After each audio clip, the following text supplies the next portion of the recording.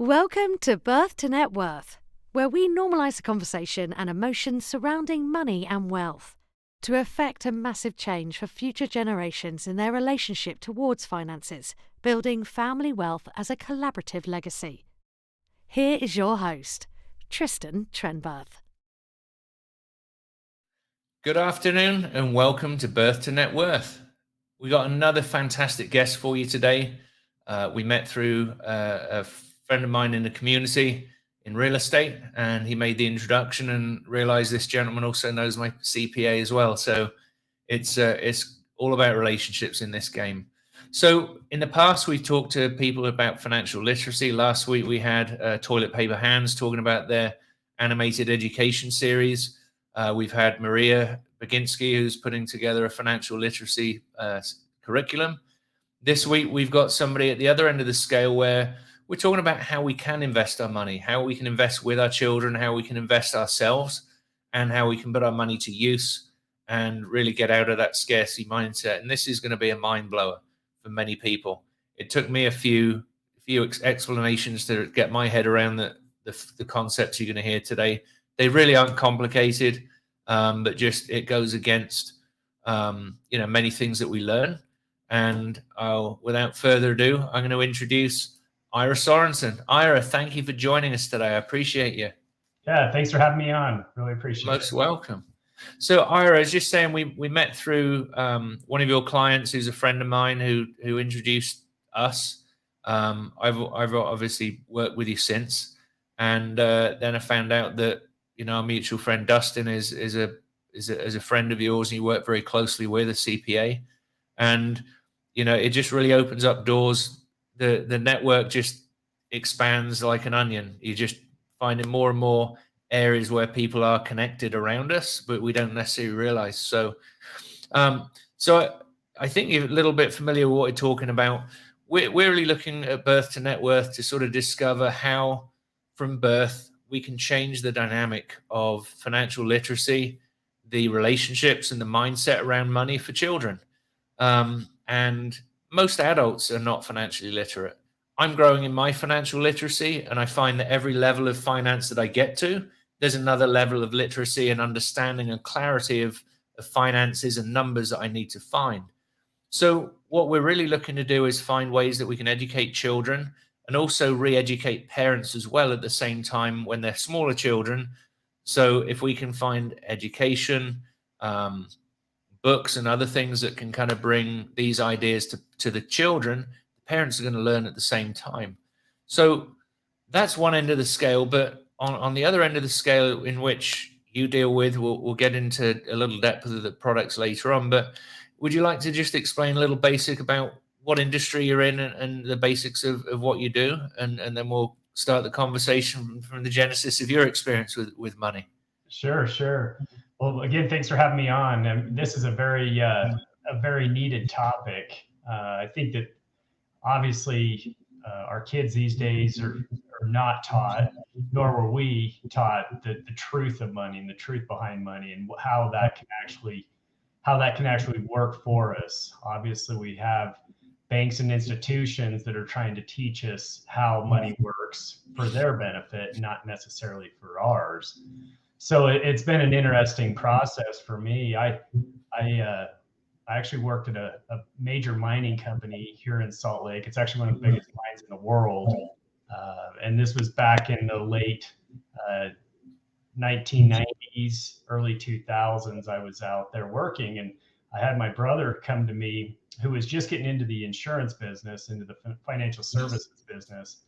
And I knew everybody at that mine, from the janitor on up to the president of the company. So he came to me and he said, you've got to come check out the financial services world. It's just, you can build residual income, you can learn about finance, you can create and help so many people. And so he talked me into it. I was one of those, I was very nervous to leave. I had a very secure job, one of the best jobs at that mine.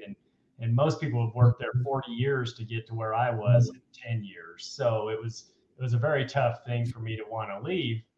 But I did finally jump full, head first into this financial services industry. And I've been doing it for 18, 19 years now. But Yeah. it's been a process for me too, because when I first got into business, I was being taught by the financial institutions of how to take people's money and invest that and how to create that. But I always struggled because I never really felt like it was the best way for my clients to invest. And I know that's a whole conversation of the different products and investments and opportunities, but in a nutshell, I was selling and providing services for selling term insurance, the whole buy term and invest the difference. And then I was helping them invest in mutual funds, IRAs, Roth IRAs, just very traditional things. Mm. And I was in the business for about 2 years, and I had a gentleman come to me and say, "Have you ever heard of LEAP?" And a LEAP is just a planning process that uses permanent insurance. And well, everybody's always told me that permanent insurance isn't a good thing, so I don't know why I'd really want to look at that. I mean, everybody says it's not a good thing. But I took the time and started investigating it and learning it on my own. I actually had him run my plan through his process and through this LEAP process. And once he started to unwind and start showing me some of the options and opportunities that I had for not only for myself, but to teach my clients, it was mind blowing. And again, a lot of that is based off using permanent insurance, whole life specifically, that we're all taught is a bad thing. But once I started to open my mind to the potential of there's other ways to look at finances out there, it became a very, very powerful thing. And that's when I bought my first policy back in 2005.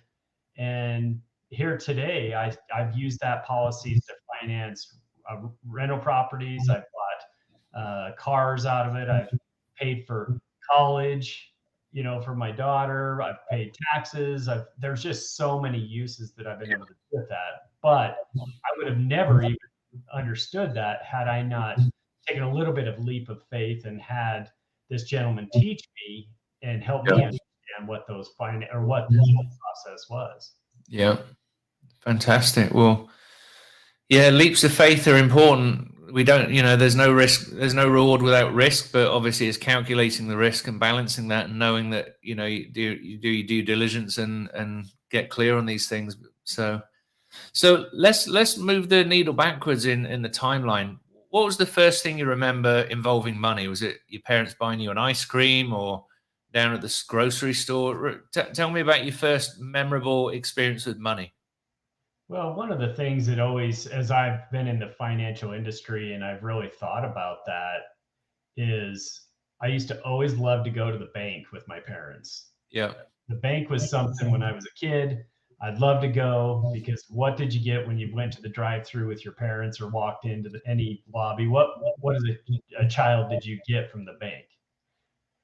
You get that dumb sucker, you get some candy, you get something. So now all of a sudden I have this relation of finance, bank, savings, and candy. Yeah. So it was just interesting now that I'm looking back on that to see how, again, we all need banks, but they're there for a specific thing, and that is to get our money and to pull that money in and then have us believe in this miracle of compound interest by leaving that money there for our lifetime, right? And just earn that interest and compounds and has that. But that was one of my first memories of being able to go to the bank and get that candy because that's all I cared about back then, right? Absolutely. Yeah, we didn't have candy at the banks in the UK, but I see it down at Chase every time I go in now, and I pick one of those up from time to time. Yeah. So from being familiar with banks and candy, what was your first experience of either spending money or saving money? Is there something that you remember where you just had an experience where you had money available to you, whether it was your money or somebody else's that you were able to spend somewhere? Was there something you recall from your childhood there, or was it just putting it into the bank and leaving it there? Yeah. So my grandfather, he was a World War II survivor. He was shot on D-Day, laid on the beach on Utah Beach, actually, wounded for days before he was rescued. He was one of the hardest workers I'd ever met. But one of the things that he taught me very young was this whole idea of working hard and getting paid for what you do. And so he actually helped me set up a savings account when I was very, very young.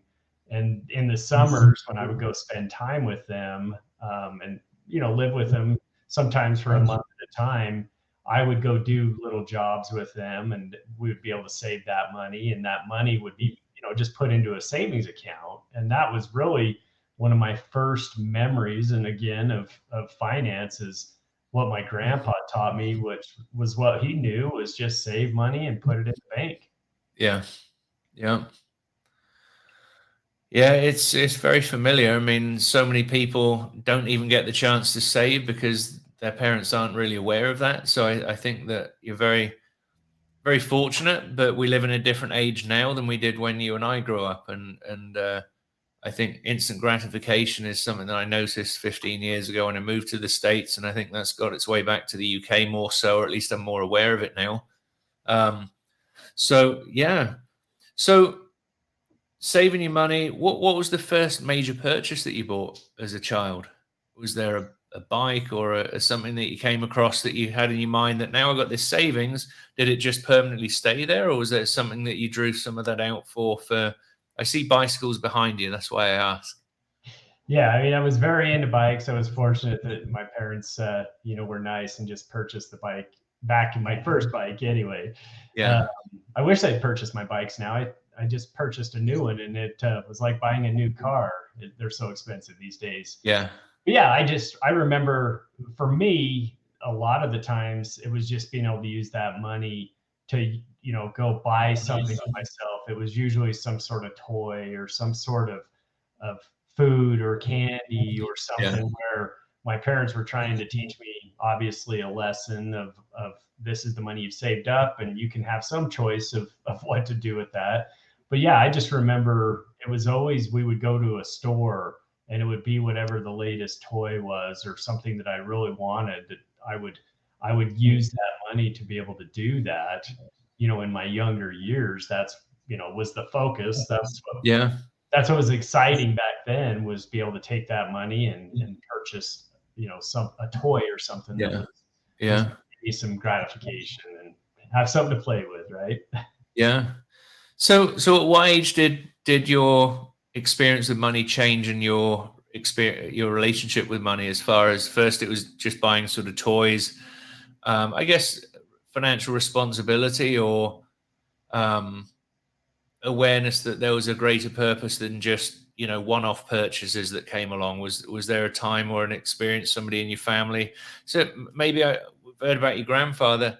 How different were your mother and father with money? Because often I find that one parent is very scarcist, one's very you know quite the opposite, and the child develops somewhere leaning towards one or the other. Was there a variance in how your parents sort of viewed money or used money, or were they kind of fairly on the same page? Well, and again, I love my parents, and I am who I am today because of them. But one of the things with this, talking specifically with money, is we grew up very, very poor. We grew up on a farm, and we really lived off a lot of what that farm provided. And as far as raising our own cattle and beef, or Yeah, pig, and that's really what we lived on for the most part. yeah, I remember actually going to the store, and I didn't really understand it, but we would go and we would always get free cheese, and we would always get free, like, powdered milk, and we'd go get these things. I didn't really understand why or how or what the reasoning was. But my mom, she's from old school Park City, which is now Park City is just crazy how busy it is, and it's just a massive town, and not massive, yeah. but very, very popular. But back then, she grew up in a two-bedroom house with 9 kids on Wow. Main Street. And my grandfather passed away very young, in his 50s. He was a silver miner. So my grandma was left with 9 kids to raise. Uh, Wow. so there was a very broke mentality. I mean, it was just, they just didn't have money. And then my father, the same thing, just grew up on a farm, worked hard. He didn't have much money either.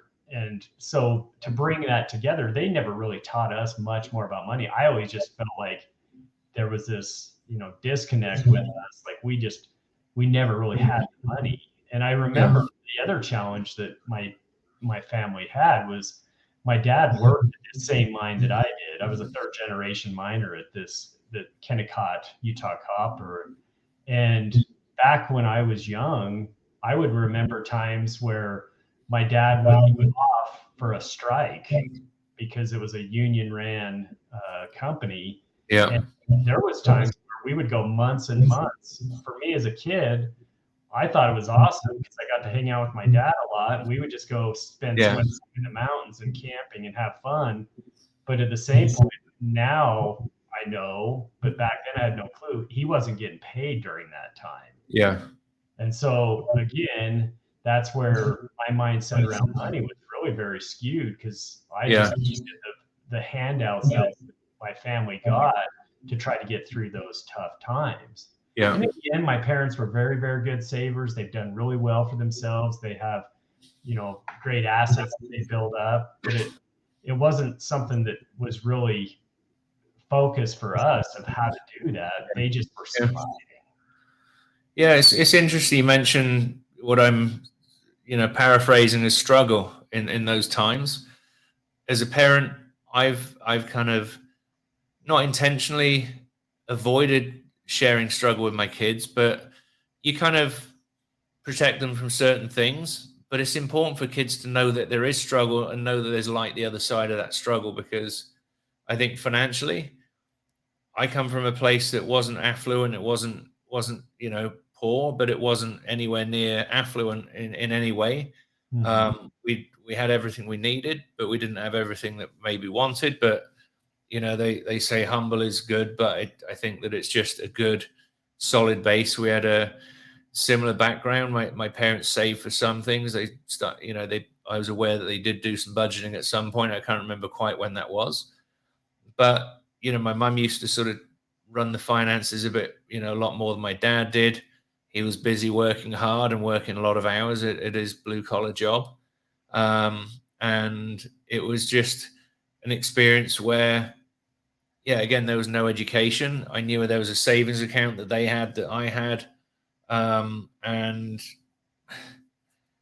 I think knowing what struggles are as a child that your parents are going through would be very helpful for them to understand that if they haven't experienced that and they experience something's going wrong, that they don't think the world's going to crap and that it's all over, that there's that high level of stress. I think that exposing them to some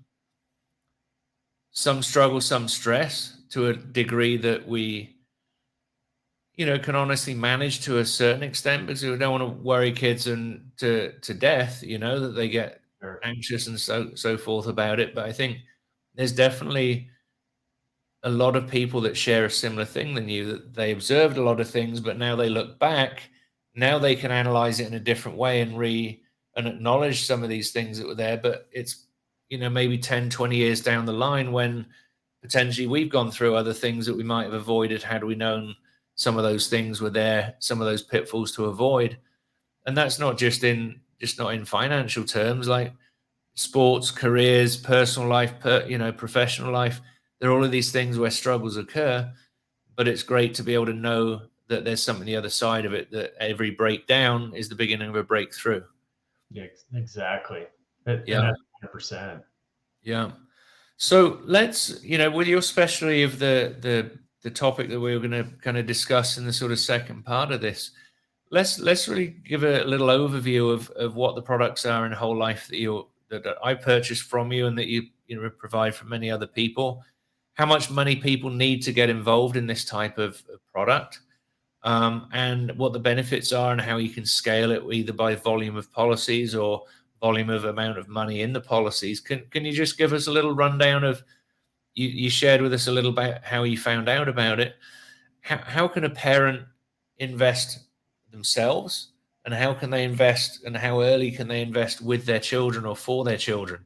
Because the big problem with retirement funds, 401k, I'm hearing more recently, wasn't ever set up to be a retirement fund. It was to incentivize the common man to buy stock, get involved in the stock market in a low level way where they didn't really have to handle the individual transactions. But it's being lent on as a crutch these days as a retirement tool, which really isn't a very productive or growth oriented product, and it's very susceptible to market changes. Share with me how you learned it to be a different option for people. And I think where I was going with that is the 401k is something that people generally they put off down the road until, oh, I'm only in my 20s now. I'll start then next year or in 5 years' time or 10 years down the road. How can we change the dynamic for kids so they understand the basics of some of these things that are going on? I'm going to talk about self-directed IRAs with a future guest, but in this area, how can we put these things into place to help set a solid foundation for kids? And is it something like a team sport that parents can do in parallel? Obviously, they can't. I don't think they can put the money in the same policy, but how can they work the same kind of thing so that they're doing what dad or mum's doing at the same time and kind of follow along in a relay race type pattern instead of a single man sprint that hopes they get the result that they were looking for with the 401k? Well, and again, you touch on it, and this is a very touchy subject, right? Because we've all been taught that the 401ks and those retirement plans are the way to go. And then you throw in the free money with the contribution that employers will put in as well. And so again, that was a big thing for me because that's all I used to help people do. I would support that idea of the 401ks. I would help set up Roth IRAs and IRAs. And when I went through that process that I was speaking of earlier, the whole backing of that process is just really trying to identify the pitfalls of investing in certain asset classes, investing in certain things. And one of the things that I learned very, very early on, and it changed my life, was this whole thing of finite money. And finite money, we all have finite money. We only are going to make so much money on that money stream. Even Bill Gates has finite money, or Elon Musk has finite money. They just have so much, right? And so one of the concepts is you have to get your dollars to perform like $4, $5, $6. If you can put $1 into something and get 3, 4, 5, 6 benefits or more benefits on it just financially will make more sense to get the benefits. And again, that's where you start looking at, and it's really, you can identify this with many products.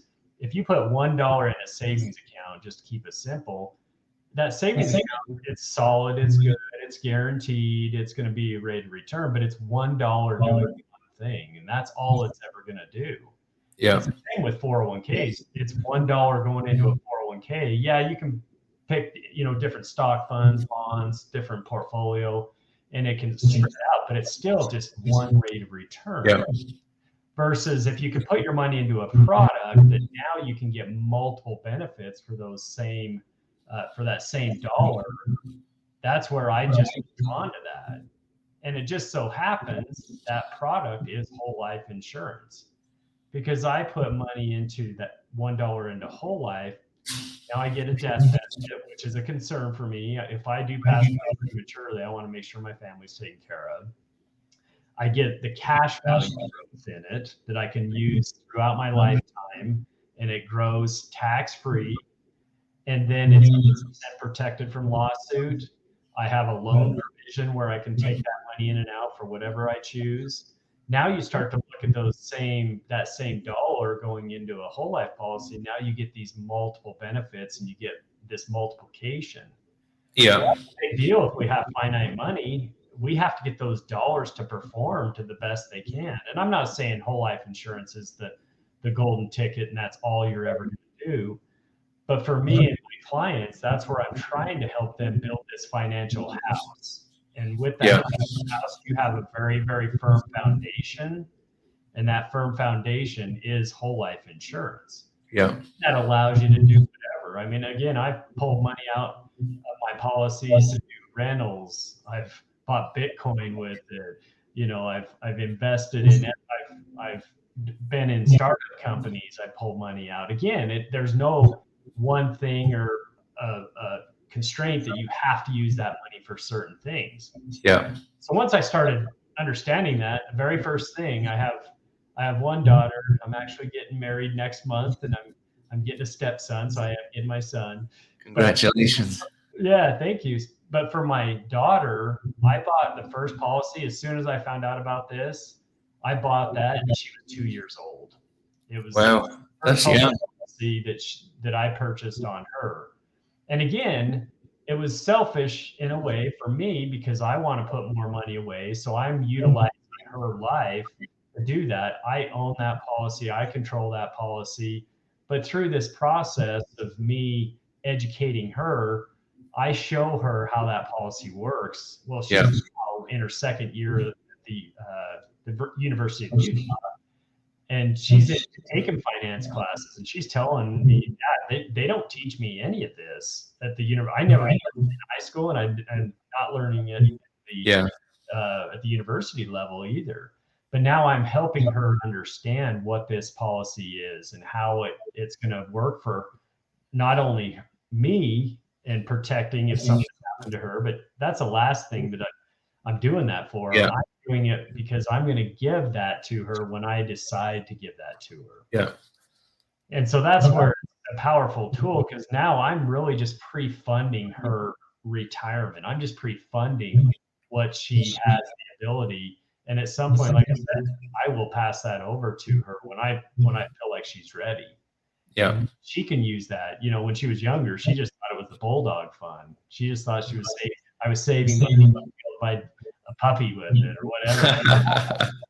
Now that she's grown up and 19, you know, all grown up, now I'm continuing to educate her of what this policy is going to do. And now I have, I think I have four policies on her now. And I've just purchased those over time where my cash flow is allowed, and then been able to do that. But you know, we were talking, what should somebody start? I think it's the greatest thing and the greatest gift you could ever give your daughter, your child, because again, you were getting that started for them. But that first policy, I think I'm only putting in $1,500 a year, which is a commitment, but it's amazing to watch how that thing has grown and what it's done so far just in her young life. So what's the youngest you could buy a policy for a child? Or not buy, but open a policy? It's a few days old. They just want to see that the child's here, it's healthy, if there's no complications, hasn't had to be in the hospital for any, you know, extended stay, or has to be in the hospital with any complications.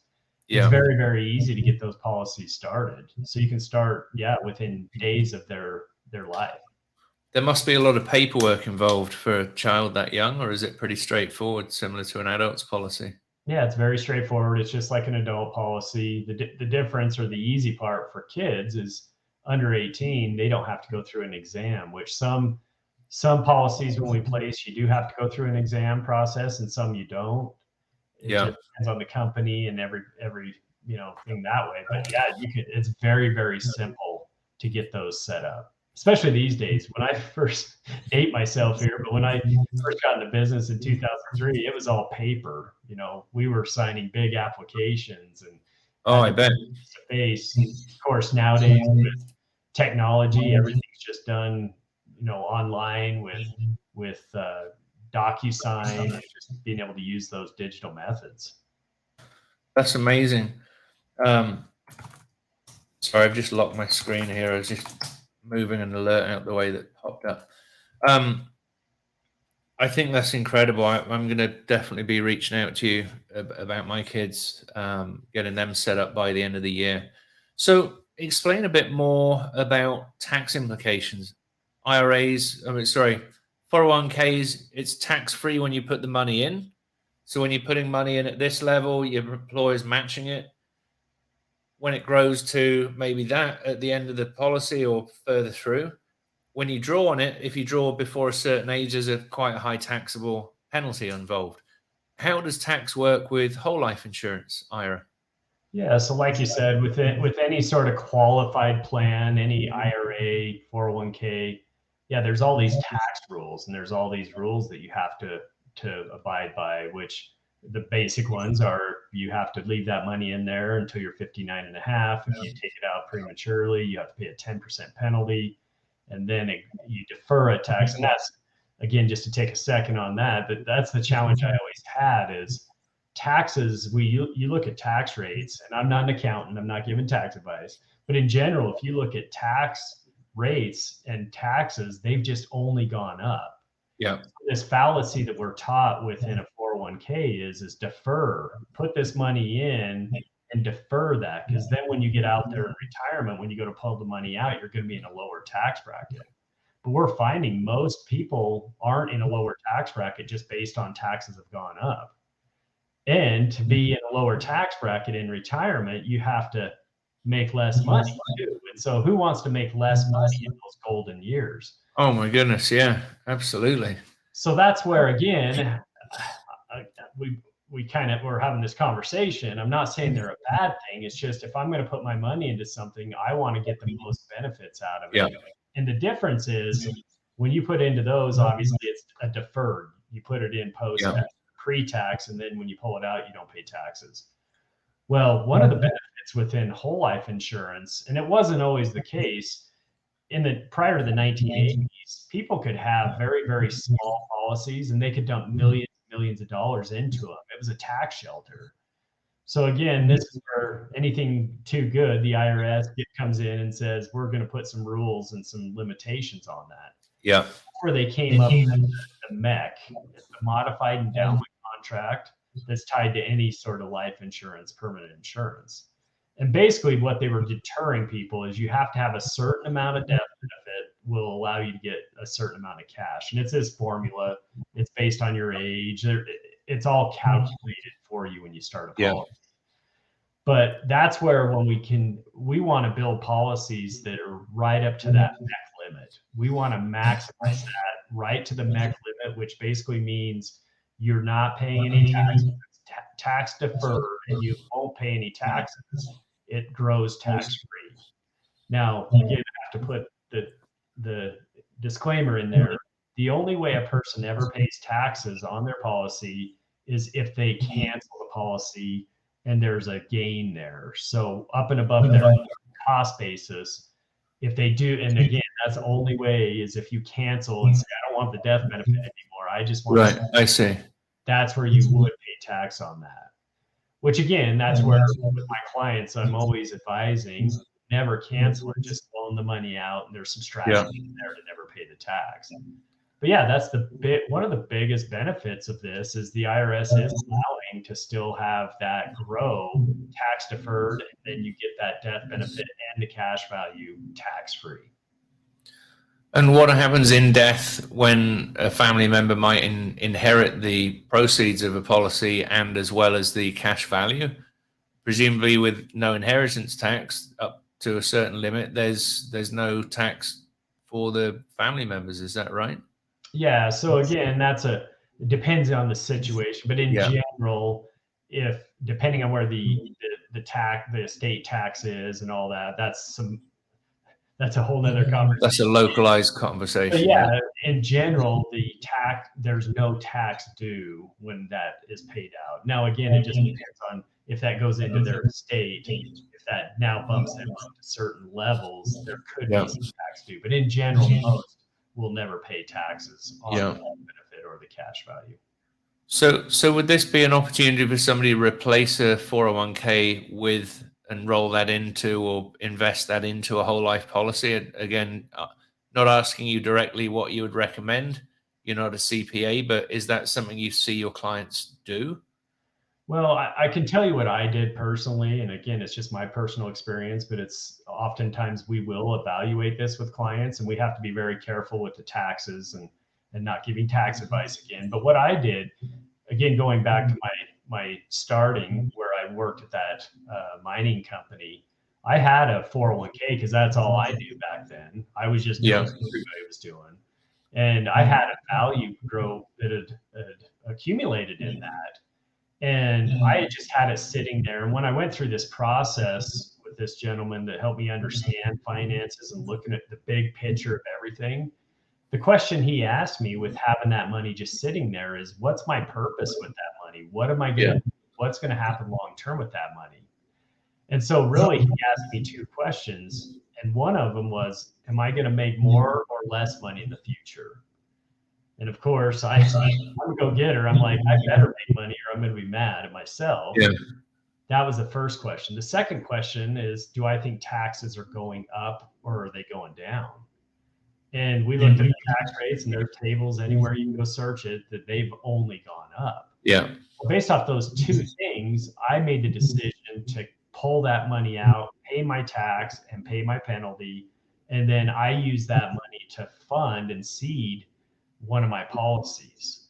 And that policy, there was about 40,000 in there, or 40,000 in my account. And I used 8,900 of that. And I did that for 4 years. So I paid the tax, but then that paid for my policy for 4 years. So the quote unquote cost for that policy for the first 4 years for me was zero. Yeah. What that allowed me to do is then get this policy up and running, because that is one thing with these policies. It's like a clock. The sooner you get that started in life, Yeah. or it's going to build, or it's going to compound, the less cost there is based off the insurance and your age. Yeah. So me, I pulled that out. Now I take away the market risk because I don't have that risk of that money, of losing that money. Yeah. And that was close to 2008. I did that in 2005. So I got that money out and moved before 2008 hit, where, as you know, many people lost, Yeah. 50, 70% of their stock accounts and 401ks Yeah. and IRAs and that. So looking back, it was a very good decision as far as that goes. And now I had that money in something that when I wanted to buy a rental property and I needed a down payment, if it was in my IRA or 401k, I just had all these rules I had to deal with and taxes and all that. With this, Yeah. policy loan for my policy, paid it to myself, and then went and made that investment. Yeah. So it is a potential, but again, case by case, that's where we work through that with clients and just see what the best situation is that's going to both short term and long term be the best decision for them. So these have been around for hundreds of years, pretty much, haven't they? These policies. I might be exaggerating a little bit, but it's been around a long, long time. Why don't more people know about this? Yeah. So again, it's not an exaggeration. Life insurance companies were created with this cash value idea, basically whole life. Back in the days when you would have these villages and people would go off to war, they would create a fund, and then if spouses wouldn't make it back, that fund would help give that widow money. Yeah. So that's how the basic life insurance policy was started. One of the companies I've worked with, they've been around for 175 years selling whole life as one of their main products. Wow. Behind that. So again, that's where I sometimes have to bite my tongue when it's a very, very almost like a religion. I hate to say that way, but it's almost like a religion. People either believe in permanent insurance or they don't, and it's an opposite belief. Yeah. And so again, I just look at the longevity of these. You can't lose money in them. Now, there are insurance policies out there that are tied to the stock market directly, and you can lose money. Or if you're in a whole life policy a few years and haven't gotten past those first startup costs, yeah, I mean, that could be considered a loss. But yeah, you just look at the longevity of these, it's one of the most tried and true products that's out there. It's been through the depressions, it's been through the wars, it's been through inflation and hyperinflation, it's been through all that. And it's survived with flying colors as well. Exactly. Pretty much the only thing that's come out with flying colors. Everything else has just been a downward spiral. I mean, real estate values went down in 2009, but again, it was one of the biggest transfers of wealth during that time. A lot of people lost their homes, which is possibly going to recur here or repeat itself in a different representation on how it can. But these are the items that I'm working with my private lenders to lend me money from their whole life policies, their self-directed IRAs. I'm planning on putting between $5 and $10 million to work this year from private funding to invest in my projects and the projects of partners I'm working with. And we're doing some smaller scale things, and we're going to be announcing some bigger scale things before too long. And it's definitely an opportunity for people to put their money to work without being the hands-on shoveler of I was going to say a British expression there, but they don't have to get their hands dirty in the deal, but they can go and get up to double-digit returns in a lot of cases, guaranteed by real estate, and that puts the investment in that loan from the property to work. And can you tell the audience about how the money doesn't stop working for them even when they take a loan out on the policy? Yeah. This was the thing that messed me up, first of all. It just sounded, oh, that sounds too good to be true. Well, and again, people that are naysaying it, really most of them don't truly understand it, or they have financial reasons why they're saying it's not good. Yeah.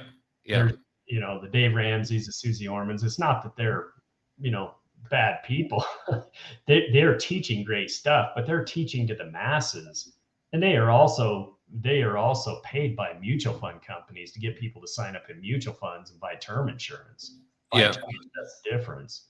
So, but that's where this whole idea, when you start running in this side of the investments and that side of it, is this idea of infinite banking.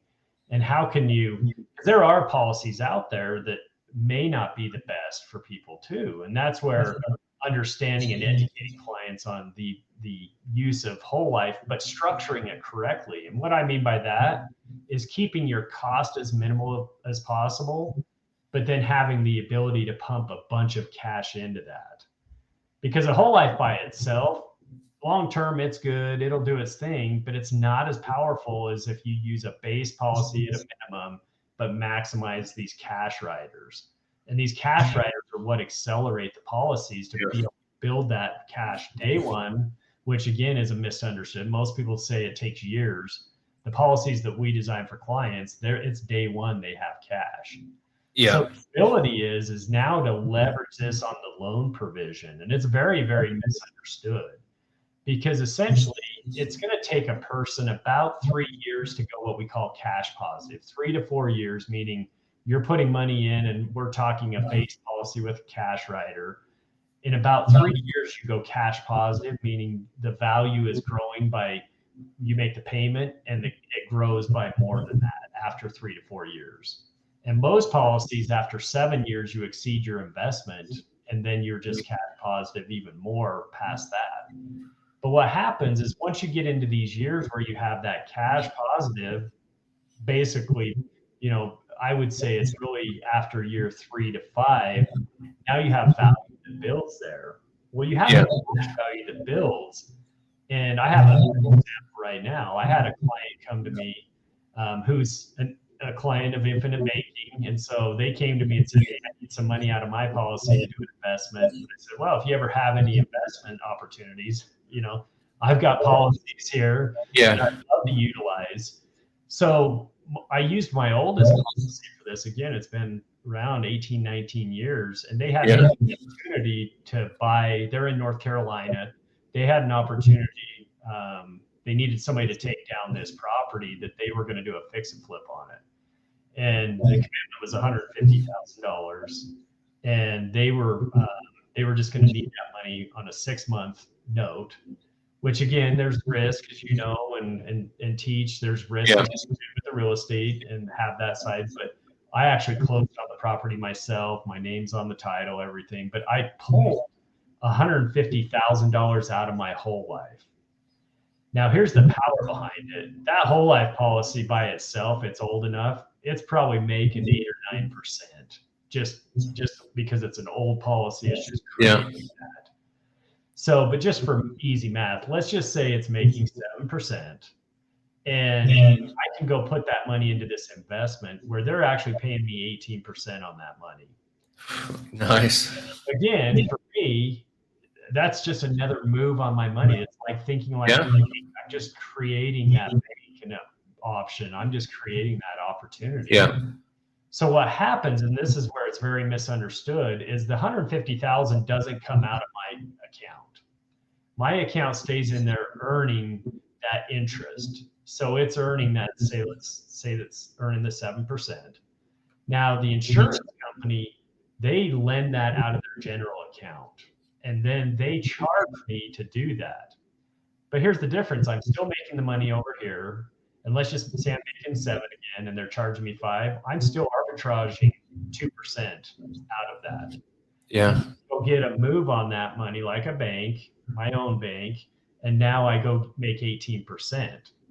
So now I have that 2% I'm still making. Plus, they're supposed to be sending me that money back next month. They're closing on it. It's been fun to watch that process anyway. Yeah. So then I'll get that money. And essentially it was 6 months. So it'll annualize to 18%. I'm going to make somewhere, because they had it 6, 7 months, it'll be around 10 or 11%. So I'll get the 10 or 11% back for the 150, and I'm still making 2. I'm making still 13 to 14% on my money. Yeah. Now, once that money goes back in, then my loan's back paid off, and I'm making obviously the same interest rate. And now I have this earning that I have, and it's going to be around $15,000-$16,000. Well, my insurance premium on that one policy is $9,000. So now that pays for a year's Yeah. premium, and I have excess. Now Yeah. it's creating this wheel where if I go find these investments, They pay for you. Yeah. now the policy starts paying for itself. Yeah. That's amazing. So does all of that return have to go back to the insurance, or the profit that you make from the investing that whole life policy, can that come back to you? Just for the audience watching. So, the self-directed IRA, they can't really touch the money when it comes back. They can either invest in buying an entire asset or invest in somebody else's asset, but any return has to go straight into that self-directed product. Is that the same as long as it goes into the policy either as a premium? Can you add in more cash value that's outside of the MEC because it's a return on the loan that you took against it? So yeah, in comparison to a self-directed IRA, this one you don't have to. There's no rules. You don't have to put the money back in. You don't have those rules at all. Right. The idea, though, and the basis behind it is if I have a loan out and I can only put back in what I took out, if there's still a loan out on the overall policy and I have excess cash, I can put money back into that to pay off the loan. Yeah. But once the loan's paid off and the premium's been made, that is the downside of whole life, is you can't, to keep it under that MEC limit, you can't put additional cash in if there's not ability either to make the premium payment or to use that to pay back some of the loan. So hence start another policy, start the process over again, and start building up another cash reserve that you can borrow against. Yeah. And people always say, well, that sounds too good to be true. Why would an insurance company ever let that happen? Well, when I take that loan, they leverage and they basically collateralize my death benefit.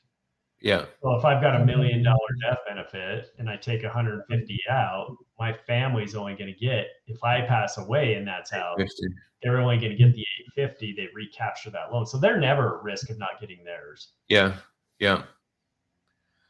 That's a great thing. That really is a great thing. So is there a limit on the number of policies you can have issued, or is that just down to your available finances to invest? Yeah, so that's a great question. We get that a lot. I mean, between me and my family, we have like 14 whole life policies now. Again, that didn't happen all at once. It happened over time with what cash flow allowed. But an insurance company, they have what's called the human life value. They're only going to insure you for your human life value. And the only way they can really identify that is based off your income. Yeah. So they'll just look at it, and if a person makes 100,000 a year, an insurance company in general, and the whole insurance industry will only give maybe 20, 25, depending on your age, maybe as high as 30% of that in an insurance offer. So you'll top out. That's what makes you top out is your human life value based off income. But as income goes up, human life value goes up. That allows you the ability to get more policies and Yeah. to put more in place just based off that. And that's what I've done over the years is as my human life value's grown, one, I want to protect my human life value. If I'm not here on this earth creating this value for me and my family, then I want a full payout. So I'm buying, and this is just a Yeah. mindset that a lot of insurance people don't have. I'm buying up my human life value, and every time that increases, I'm buying more. Nice. Yeah. So, I mean, like we did in the beginning, we got a certain amount of approved coverage from the health questionnaire that we did, but we didn't utilize all of that coverage up front. We got another type of convertible coverage that we could put in. So, I guess what I want to share is that we don't have to use the full value and fund all of that policy with the riders all up front. We can put in a smaller policy and then add other policies from that convertible area of potential insurance, as long as we're paying into that other policy. Is that right, or is that Yeah. So using? specifically, that's where we deal with convertible terms. So again, in general, you have two different types of insurance. You have term insurance, which is like renting, and then you have permanent insurance, which is like buying. Yeah, And there's times where you can buy the house, but there's times when you have to rent, and there's times where you do a combination. I still do a combination because if we could all afford just all whole life, that'd be the perfect world. But that's not the case, right? We have the ability of where we're at. We just have to maximize that. So the use of term insurance is powerful, yeah, meaning you can get a very inexpensive term policy, a million, depends on age and all that. But say you get $1 million and it's like $20, $30 a month. That's protecting insurability too. So God forbid something happens. Now your family will get a higher payout if you have term and whole life, yeah, but the ability to then protect your insurability, because that's the hard thing with life insurance is yeah, you have to qualify for it. And when you're younger and healthier, that's the best time to lock in that insurability. And you can yeah, lock that in as a 10-year term or a 15-year term or whatever you choose. But now you're giving the ability to then do more whole life policies in the future and take the unknown out of can I qualify for that in the future if you do the term insurance too. So that's yeah, where, in general, that's where we try to do both, just so we yeah, can protect on all sides. yeah. Fabulous. So, is your investment strategy purely whole life, or do you do other things as well? How do you spread your risk or spread your strategy over maybe multiple things where you put your, or what would you recommend how people balance? Because I know, I think from Cody's conference, they were talking about a 20-40-40 strategy where you put 20% of your available investment capital into a high risk investment where you're able to, either benefit very greatly or maybe lose more easily because it's a high risk, high return. Then maybe 40% in a medium risk, medium return, and the remaining 40% in a low risk, low return environment, just so that you balance. This is obviously a low risk situation, but a fairly good return if somebody's putting it to work. Obviously, just sitting there at 4 or 5%, it may as well be a 401k, but it's the ability to loan against it and invest it and put it to work, which is the huge benefit here. Yeah. Well, and that's something that we're always working with clients and trying to understand where they're at and how much should they be saving. But if it goes back to that whole idea, and I'm a visual person, so if I can build this firm foundation for myself, which is what I've done, we Yeah, put all of our investable income into the whole life first. And then that's that foundation of that financial house. And yeah, then the other parts of the structure are investments that we've done with doing real estate, rental properties, Bitcoin, stock. I mean, we have stock, we have invested in startup companies. So we've yeah, diversified that out, but yeah, started with the base policy or started with getting value into the policy first, and yeah, then use those policies to do these other things and create this, this wheel of wealth in that creation. But I would say, I mean, you won't get a more secure, guaranteed investment than buying a policy with a 175-year-old mutual company. It's there's no risk to it. Well, I can't say no risk. The risk is obviously if the insurance company goes out of business.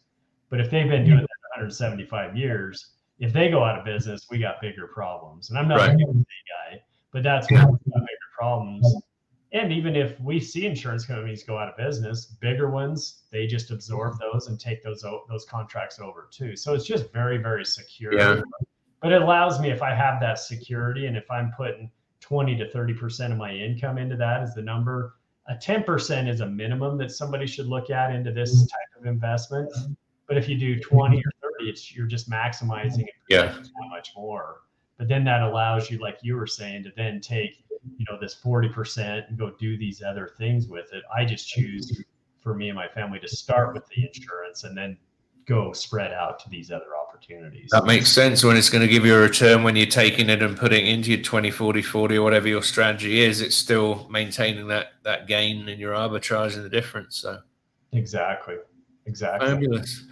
Well, tell us how we can get hold of you, how the audience can reach out to you and find out more about what you do if this interests them, and I'm sure it will, and what the process is to get on a call with you or one of your team and just run over the process of getting into this sort of policy. Yeah. So again, it's very catered, meaning every person's situation is different. But that's where we'd like to just meet one-on-one, typically, especially with the pandemic. Now the Zoom calls are so easy to do, right, for everybody. But yeah, just hop on a Zoom call and just have a discovery process to understand what they're doing and kind of help them understand what the options are for this. It's a very simple process. It's just getting the understanding of it. And a lot of people we meet with, they're like, well, I've heard of this. I just didn't know anybody that did this. I've been wanting to learn more about this. I've heard so much, I just haven't had the ability or somebody to go to. So yeah, I would just say, send me an email, IRA at Revive, REVIVE insurance spelled out.com. And that's one way to just send me an email, and then we can start the process and schedule an appointment and see what may make sense. Well, what I'll do is take your contact information. I'll drop it into the description below, and that people can find the email address and reach out to you and just find out if this is a good fit for them, which I think it probably will be. It's something that's been, like we talked before. Why do more people not know about this? Yeah. Again, it just depends on what vein you run in and what group and sphere you're with and talking. Because if you're running in a group that understands this, it's like everybody's doing it around. Yeah. But if you haven't been introduced to it, it's foreign and maybe it's something that you've just never been introduced. So this is the opportunity. Yeah. Perfect. Well, Ira, thank you so much for spending your time with us this afternoon. We talked for almost an hour. I've really enjoyed the conversation. Really enjoy your company, as you know, I've experienced you well before this. I appreciate you sharing your knowledge and your the opportunity to really make something lasting and workable for families. I think this will really offer something towards birth to net worth. And maybe you can just briefly, because I didn't even think about asking, explain a little bit about the retirement benefit of using it in a way to enhance your retirement. I know we mentioned a little bit earlier about if they cancel the policy, that could be a taxable event. How can you utilize just in, maybe just five minutes or so, just kind of explain how that can enhance somebody's retirement where they choose not to do the 401k, some of the other more traditional things, how that is going to help them retire more comfortably? Well, as part of the growth of the cash value and the way the policy grows, it's built off a dividend paying policy. So you build dividends into the policy. So those dividends in the future can be used for many different things. And one of those is just cash to you on an annual or monthly basis. So when you look at the growth within these policies and the goal that I have with my own policies, I'm putting enough into these, and I'm 47 now. When I'm in my mid 60s, I could take $200,000 to $300,000 just in dividends out of these policies each year. Yeah. Like this mountain we're climbing, we're just putting the money in, and letting it grow and accumulate. And at some point, we're going to start coming down that money or that mountain of money, right? And start descending down. Just alone taking those dividends out, that's a tax-free return that you can take money out and you're not going to pay taxes on. Yeah. So dividends coming out of the policy, but then we have cash value that's grown and accumulated too. Now, how can we start pulling those cash values out to start doing and spending and enjoying it too? Because again, it's not passing it on. It's a piece of that. The life insurance is going to pass on, but there's an amount that's grown in there that, of course, everybody should have the peace of mind to go spend and enjoy and spend down tax free. Fantastic. Well, brilliant. I think that was the final piece I was missing, that of how it can benefit us during life instead of just after life, the future generations. So thank you again, Ira. This has been such a pleasure, and I look forward to opening some more policies with you very soon, and seeing what else we can do to bring this to many more people. And I appreciate it again, and your passion to helping people understand, the truth behind money and what the truth is, and help that to teach their kids. And again, these are some of the best opportunities people can put money in for their kids, and it's this legacy. What I am doing in my policies now, more than likely I'd love to spend and enjoy all that, but most people won't. So now, legacy that I'm going to leave with these policies and my assets based off these concepts. Fabulous. So it's great. Thanks again, Ira. I appreciate you. I'm just going to end the broadcast. Thank you so much. Have a good day. You too. Thank you for your time in joining us on this episode. Please follow these links to learn more about this week's guest. Don't forget to subscribe and to leave us a comment below. We look forward to you joining us on the next episode of Birth to Net Worth.